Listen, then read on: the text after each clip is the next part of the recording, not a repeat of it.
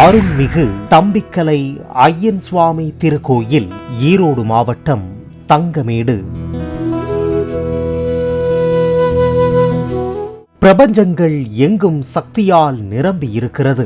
நன்மைகளை தருவது ஒரு சக்தி, தீமைகளை தருவது ஒரு சக்தி. அந்த சக்திகளே பலவற்றை உருவாக்குகிறது, பலவற்றை அழிக்கிறது. நன்மைகளால் நல்வினைகளும் தீமைகளால் தீவினைகளும் ஏற்பட்டு கர்மாக்கள் கருத்தரிக்கின்றன. அப்படிப்பட்ட கர்ம வினைகளோடு பிறக்கும் மனிதர்களின் வாழ்க்கையில் அவர்களின் கர்ம வினைகளுக்கேற்பவே சம்பவங்களும் நடக்கின்றன. நல்வினைகளோடு பிறந்த மனிதர்களது வாழ்வில் தொடர்ச்சியாக நல்ல சம்பவங்கள் மட்டுமே நடந்து வாழ்வில் உயர்கிறார்கள். தீவினைகளோடு பிறந்த மனிதர்களது வாழ்வில் தொடர்ந்து தீய சம்பவங்கள் மட்டுமே நடந்து இன்னல்கள் நிறைந்த வாழ்க்கையை அனுபவிக்கிறார்கள். இவர்கள் தங்கள் தீவினைகளை போக்கிக் கொள்ளவும், தங்கள் மனதை திடப்படுத்திக் கொள்ளவும், உடலுக்கும் மனதிற்கும் பிரபஞ்சத்தின் நல்ல சக்திகளை பெற்றுக்கொள்ள முயற்சிப்பதன் மூலம் நிச்சயம் வாழ்வில் நல்ல முன்னேற்றங்களை பெற முடியும். அப்படிப்பட்ட நல்ல சக்திகளை பிரபஞ்சத்திடமிருந்து பெற்றுத் தருவதே நமது ஆலயங்கள்.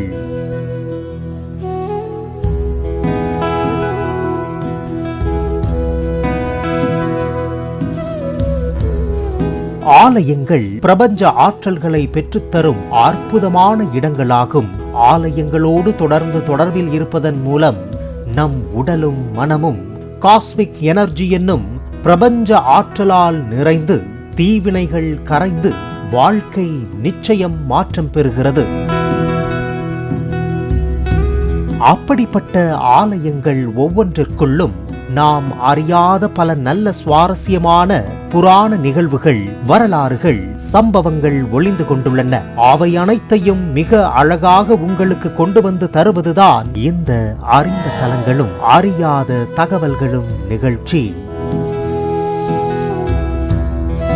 ஈரோடு மாவட்டம், பெருந்துறை வட்டம், காஞ்சி கோயிலுக்கு அருகே உள்ள தங்கமேடு பகுதியில் ஓம்கார வடிவத்தில் இருக்கும் ஒரு அற்புத திருக்கோயில்.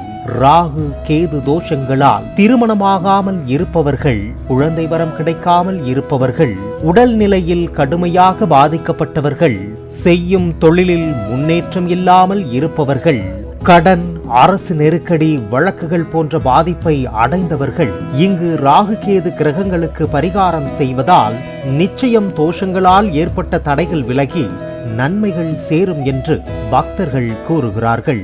அப்படி சிறப்பு வாய்ந்த ஈரோடு மாவட்டம், பெருந்துறை வட்டம், காஞ்சி கோயிலுக்கு அருகே உள்ள தங்கமேடு பகுதியில் இருக்கும் அருள்மிகு தம்பிக்கலை ஐயன் சுவாமி திருக்கோயில் பற்றிய அரிய பல தகவல்களை பேசப் போகிறது இன்றைய அறிந்த தலங்களும் அறியாத தகவல்களும் நிகழ்ச்சி. தற்போதைய ஈரோடு மாவட்டத்தில் உள்ள காஞ்சி கோயில் முன்பு கொங்கு நாட்டில் உள்ள 24 நாடுகளில் ஒரு நாடாக இருந்த காஞ்சிக்கூவல் நாட்டின் தலைநகராக இருந்தது. அந்த காஞ்சி கோயிலுக்கு அருகே தற்போது தங்கமேடு என்று அழைக்கப்படும் அந்த கால சொர்ணபுரி ஒரு காலத்தில் அடர்ந்த வனமாக இருந்தது. ஆங்கிலேயர் காலத்தில் இப்பகுதி தம்பிக்கலை ஐயன் ஃபாரஸ்ட் என்றே ஆவணம் செய்யப்பட்டுள்ளது. அதற்கு முன்பாக அந்த பகுதி நாகவனம், அதாவது தாருகவனம் என்று அழைக்கப்பட்டு வந்தது. இத்திருத்தலத்தில் அம்பிகை நாக வடிவம் கொண்டு இறைவனை தொழுது வந்தாள். அம்பிகை தற்போதும் இங்கு சர்ப்ப உருவில் வாழ்ந்து வருவதாக ஐதீகம்.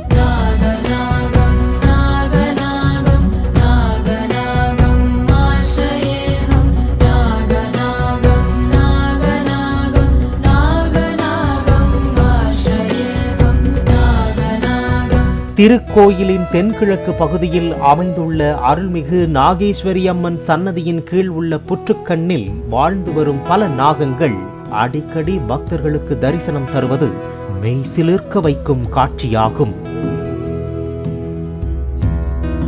இத்திருத்தலம் ஓம்கார வடிவில் அமைந்துள்ளதும், மூலவர் விமானத்தின் மேல் மற்றொரு விமானம் அமைந்துள்ளதும் எங்குமில்லாத தனிச்சிறப்பாகும்.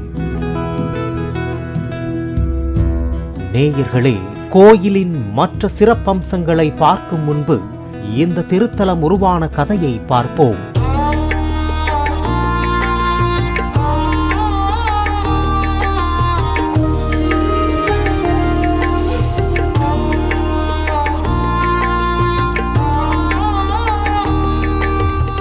சுமார் 300 வருடங்களுக்கு முன்பு காஞ்சிக்கோவில் நாட்டின் தலைநகராக இருந்த காஞ்சி கோயிலிலிருந்து 5 கிலோமீட்டர் தொலைவில் செட்டிப்பாளையம் என்ற ஊரில் தம்பி எனும் விவசாயி தன் பெற்றோர்கள் மற்றும் சகோதரன் நல்லையனுடன் வாழ்ந்து வந்தார். நல்லையன் அவர்களிடம் இருந்த பசுமாடுகளையும் தம்பி என்பவர் விவசாயத்தையும் கவனித்து வந்தார்கள். தற்போது இந்த திருத்தலம் இருக்கும் பகுதி ஒரு காலத்தில் அடர்ந்த வனமாக இருந்தது. அங்கு நல்லையன் தினமும் பசுமாடுகளை மேய்ச்சலுக்காக அழைத்துச் செல்வது வழக்கம். அங்கு பசுமாடுகள் மேய்ந்து கொண்டிருக்கும் போது ஒரே ஒரு பசுமாட்டில் மட்டும் அந்த வனத்தில் வாழ்ந்து வந்த நாகம் ஒன்று தினந்தோறும் அதன் பாலை பருகி வந்தது. அந்த பசுமாடும் அங்கு வாழ்ந்த நாகத்திற்கு தானாகவே பாலை சொரிந்து வந்தது. அந்த ஒரு மாட்டில் மட்டும் பால் இல்லாததை கண்டு விவசாயம் செய்யும் தம்பி மாடு மேய்த்து வந்த நல்லையனை அழைத்து என்ன நடக்கிறது என்று கேட்க அவனோ தனக்கு எதுவும் தெரியவில்லை என கூறினான். ஒரு நாள் அந்த குறிப்பிட்ட பசுவை மட்டும் தம்பியும் நல்லையனும் மேய்ச்சலின் போது மறைந்திருந்து கவனித்து வந்தார்கள். அப்பொழுது அந்த பசு அங்கிருந்த கள்ளி மரத்திற்கு அருகில் இருந்த புற்றின் அருகில் சென்றது. பசு அருகில் வந்தவுடனே புற்றில் இருந்த நாகம் ஒன்று வெளியே வர பசுவின் மடியில் இருந்து பால் தானாக சுரந்தது. சுரந்த பாலை குடித்த நாகம் மீண்டும் புற்றுக்குள் சென்றது. தம்பியும் நல்லையனும் இந்த நிகழ்வை கண்டு அதிர்ச்சி அடைந்தனர். அன்றைக்கு இரவு மிகுந்த குழப்பத்தோடு உறங்க சென்ற தம்பியின் கனவில் நாகேஸ்வரி அம்மன் தோன்றி தான் இந்த பகுதியில் வாழ்ந்து வருவதாகவும் தனக்கே அந்த பசு பால் சுரந்து பசியை போக்கியதாகவும் இந்த இடத்தில் ஆலயம் அமைத்து வழிபட்டு வந்தால் இத்திருக்கோயிலுக்கு வரும் பக்தர்களுக்கு நாகதோஷம் நீங்கி அனைத்து துன்பங்களும் நிச்சயம் நீங்கும் என்று கூறி மறைந்தாள். அதன் பிறகு அந்த இடத்தில் தம்பி தினந்தோறும் தவத்தில் இருந்தார். தன்னுடைய வலிமையான தவத்தால் பல்வேறு சித்திகள் பெற்றார். பாம்பாட்டி சித்தரிடம் உபதேசம் பெற்ற தம்பிக்கலை ஐயன் சுவாமி அவர் தொடர்ந்து தவம் இருந்து வந்த இடமே இப்போது ஓம்கார வடிவ ஆலயம் இருக்கும் அருள்மிகு தம்பிக்கலை ஐயன் சுவாமி திருக்கோயில்.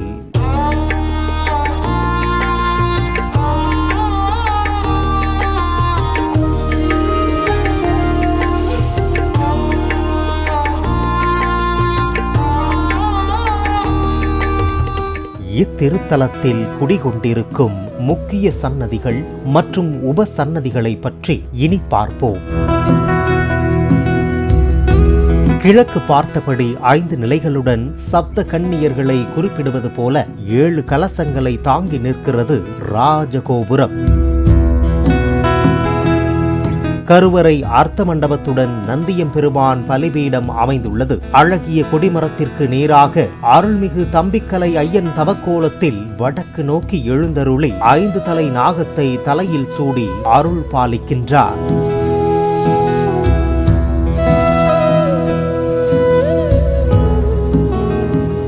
பக்தர்களின் துன்பங்களை போக்கும் கருணை பார்வையுடன் காட்சியளிக்கும் ஐயனின் அருட்கோலமே அழகு. எங்குமே இல்லாத வகையில் 2 கருவறை விமானங்கள் ஒன்றின் மேல் ஒன்றாய் அமைந்துள்ள அற்புதம் கண்டு மகிழத்தக்கது.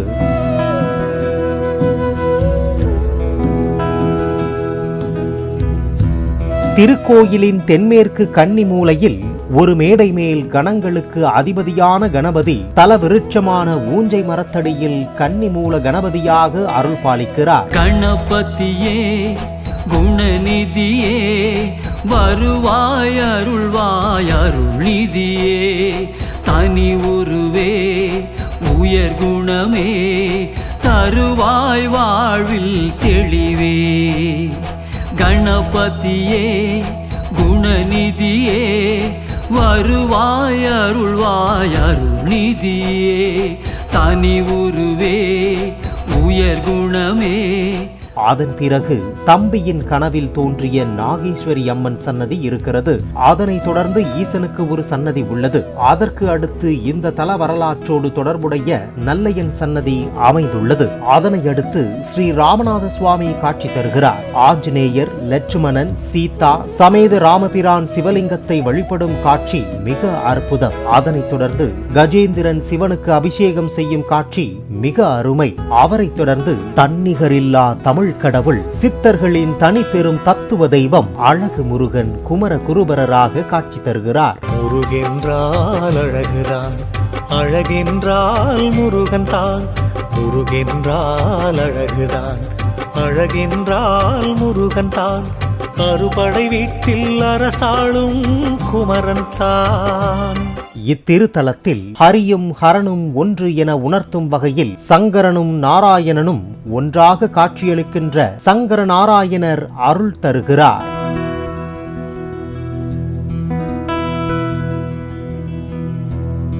இங்கு தம்பிக்கலை ஐயனுக்கு உபதேசம் செய்த பாம்பாட்டி சித்தருக்கென்று தனி சன்னதி உள்ளது சிறப்பம்சமாகும். அவர்களை அடுத்து எளியவர்களின் வலிமையை காக்கும் கடவுள், காவல் தெய்வம், தீய சக்திகளிடமிருந்து பாதுகாக்கும் கருப்பண்ணர் சன்னதி உள்ளது.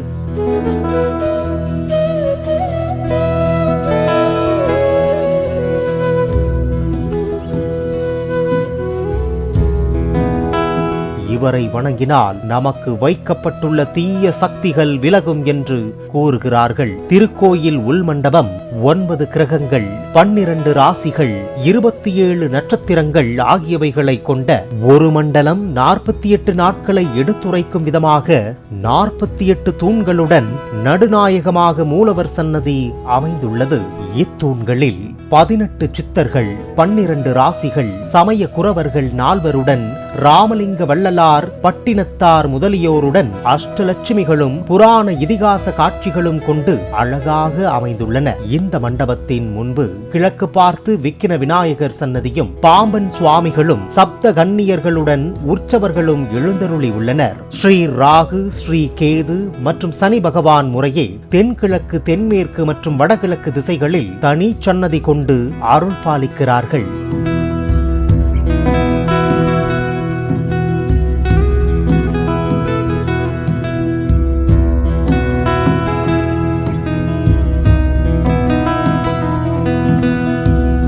ஸ்ரீ ராகு, ஸ்ரீ கேது உற்சவர்களுக்கு ராகு காலங்களில் பாலாபிஷேகம் செய்யப்பட்டு வருகிறது.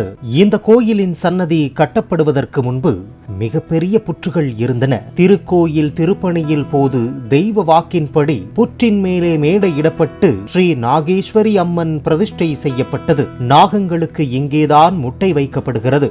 இங்கு அடிக்கடி நாகங்கள் தரிசனம் தருவதாக கூறுகிறார்கள். இந்த இடத்தில் தம்பிக்கலை ஐயன் சிவபெருமானுக்கு அபிஷேகம் செய்யும் காட்சி அற்புதமானது.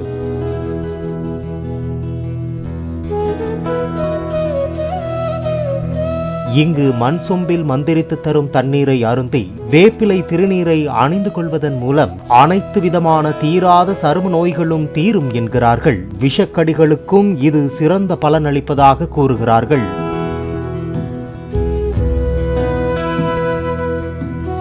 திருக்கோயிலின் கிழக்கே சிவகங்கை தீர்த்தம் அமைந்துள்ளது. ஒவ்வொரு தமிழ் மாதமும் முதல் புதன்கிழமை ராகு காலத்தில் ராகுகேது தோஷம் உள்ளவர்கள் சிவகங்கை தீர்த்தத்தில் புனித நீராடி சர்ப்ப பிரித்தி யாகத்தில் கலந்து கொள்வர். ஒவ்வொரு வருடமும் வருடாந்திர திருவிழாவின் போது சிவகங்கை தீர்த்த குளத்தில் தெப்ப உற்சவம் நடைபெறுகிறது. இங்கு தமிழ் வருட பிறப்பு, சித்ரா பௌர்ணமி, பிரம்மோற்சவம் பெருவிழா 10 நாட்கள் சிறப்பாக கொண்டாடப்படுகிறது. ஆடி மாதம் வளர்பிறை பஞ்சமி அன்று வரும் நாக பஞ்சமி அன்று சர்ப்பதோஷ சாந்தி சிறப்பு யாகம் நடைபெறுகிறது. ஸ்ரீ ராகு, ஸ்ரீ கேது பெயர்ச்சி நாளில் மகா யாகம் மற்றும் சிறப்பு பரிகார பூஜை வெகு விமர்சையாக நடத்தப்படுகிறது. இவ்வளவு சிறப்புகள் வாய்ந்த ராகு கேது பரிகார தலமான அருள்மிகு தம்பிக்கலை ஐயன் சுவாமி திருக்கோயில் ஈரோட்டிலிருந்து சுமார் 20 கிலோமீட்டர் தொலைவில் உள்ளது.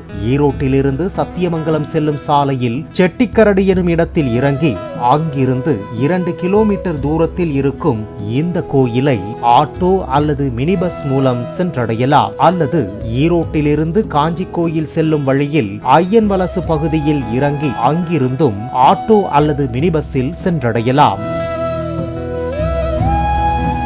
வாழ்வில் ஒரு முறையேனும் இந்த திருத்தலம் சென்று நம் வாழ்வில் இருக்கும் தோஷங்கள் தீர்த்து மாற்றங்களை பெறுவோம். மேலும் பல அரிய ஆன்மீக தகவல்கள், கதைகள், பாடல்கள் அனைத்தையும் கண்டு ரசிக்க தொடர்ந்து ஜோதி தொலைக்காட்சியுடன் இணைந்திருங்கள். பக்தியை கொண்டாடுங்கள். அருள்மிகு தம்பிக்கலை ஐயன் சுவாமி திருக்கோயில், ஈரோடு மாவட்டம், தங்கமேடு.